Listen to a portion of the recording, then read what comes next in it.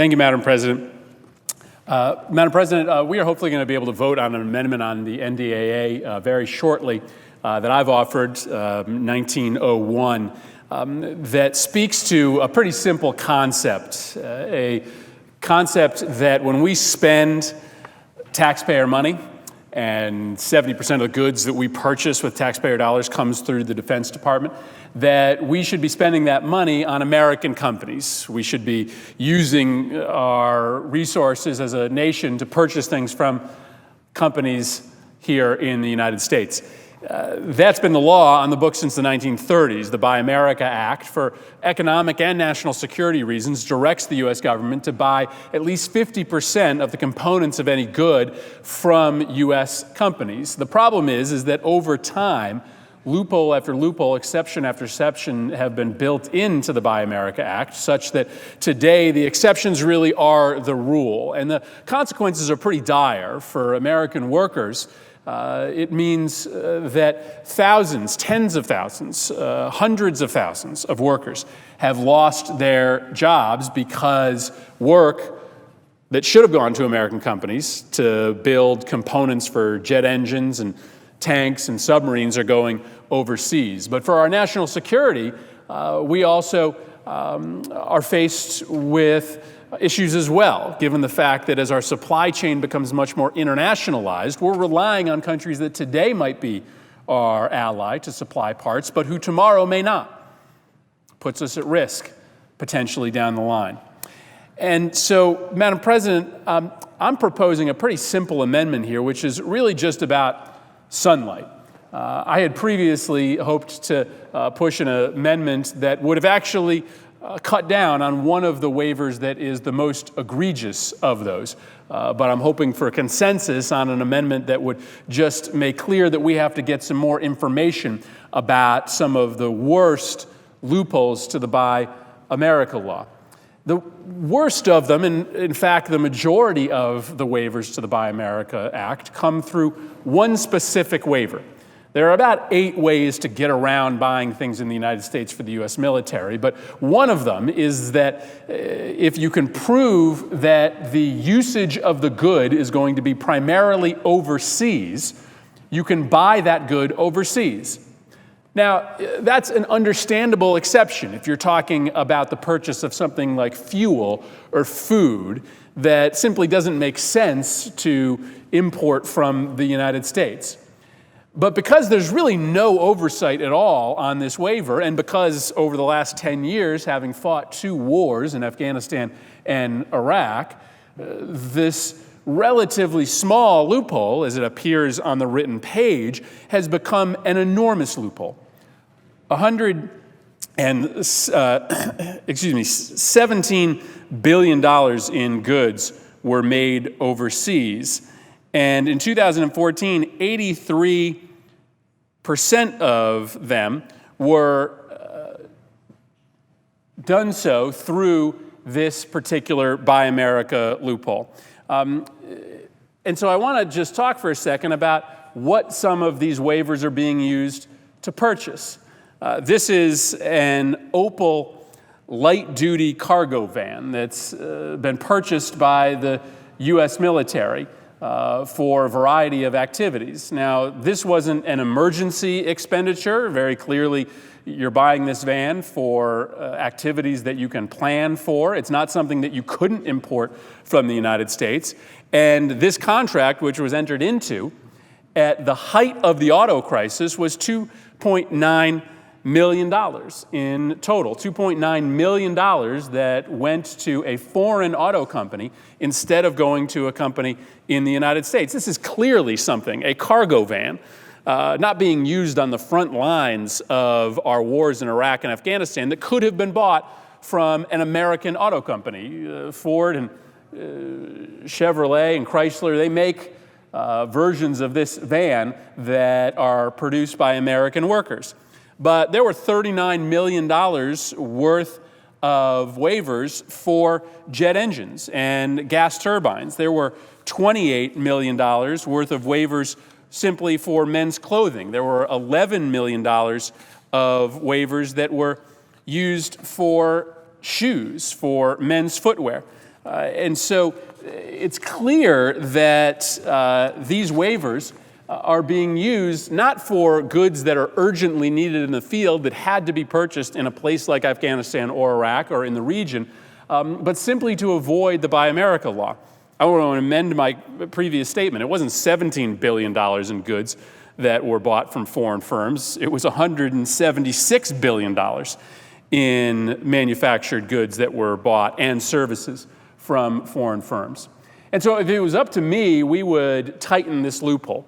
We would bring billions of dollars of work back to the United States simply by saying that you have to have an urgent national security need in order to buy the good overseas. But if it's not urgent, if you're just buying some vans to cart around equipment or people, then you should buy them from the United States. But Amendment number 1901 is a little bit simpler in that it just requires that we continue to get reports from the Department of Defense detailing the waivers that they have granted to the Buy America law so that we have a pretty good idea as to how much work that we've lost to foreign firms, how many U.S. workers have lost their jobs because taxpayer dollars are going overseas. And it adds a little new wrinkle to these reports so that when it comes to these waivers, this waiver for goods that are primarily used overseas, which is 83% in 2014 of all of the waivers that are granted, that we get a little bit more information so that for waivers for contracts over $5 million, these are pretty big contracts, we know what you're buying, why you need it, and why you are required to buy it overseas. I think that this information, just sunlight on the waiver process, again, a waiver process which is sending $176 billion worth of American taxpayer paid for jobs overseas, should have more information so that we can make decisions.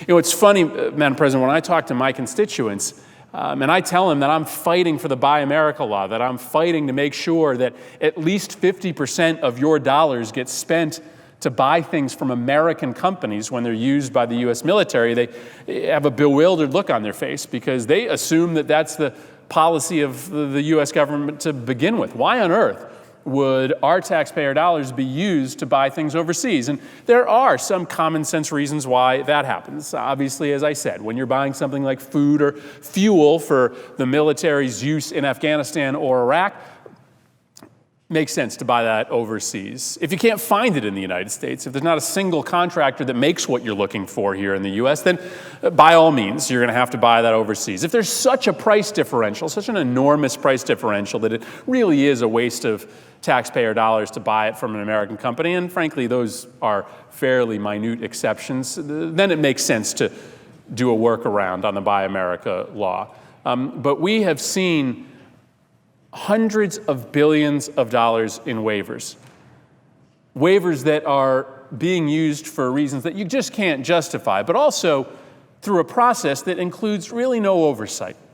On that waiver that allows for goods to be purchased overseas when you can't find it in the United States, there are examples where a simple Google search could have found the item in the United States, but a waiver was still signed allowing it to be bought overseas because it wasn't available here. Just no oversight, making sure that we're only giving these waivers in the right circumstances. I've talked a number of times on this floor about a company that folded up shop in Waterbury, Connecticut, a legacy company in the Naugatuck Valley, Ansonia Copper and Brass. It made the copper nickel tubing for the American submarine fleet. It was the only company in the United States that made this particular item. It's out of business today because of the loopholes in the Buy America law. We are now buying our copper nickel tubing from a foreign company. Now, that put dozens of people out of work in Connecticut, but it also really put in jeopardy our national security. If the supplier of this copper nickel tubing, which is not something you can make easily, it requires incredible expertise, complicated machinery. if the country that we're getting it from today decides that they're not going to supply it to us because they oppose the way in which we're using it, we can't make it in the United States any longer. You can't just reassemble the ability to make that particular good, complicated tubing that goes inside one of the most complicated pieces of machinery in the United States Navy, a submarine. You can't just do that overnight. And so, at the very least, we should be getting all of the information that we need to do proper oversight on this process of granting waivers. And so, I've been pleased at the willingness of Senator McCain, Chairman McCain and his staff, along with the ranking member, Senator Reid, to work with us on this amendment, this sunlight amendment, this disclosure amendment. Hopefully, over the course of today or tomorrow, we'll be able to include this in one of the manager's packages that we adopt here on the Senate floor. And it will allow us to have a more robust conversation as to why on earth we spent U.S. taxpayer dollars on this van when $3 million at the height of the auto crisis could have gone to an American company making a similar vehicle. That's a conversation that, on behalf of the literally hundreds of thousands of American workers who don't have jobs today because we're spending taxpayer dollars overseas, for their sake, they deserve for us to have that debate. Thank you, Mr. President. I yield the floor. And I would note the absence of a quorum.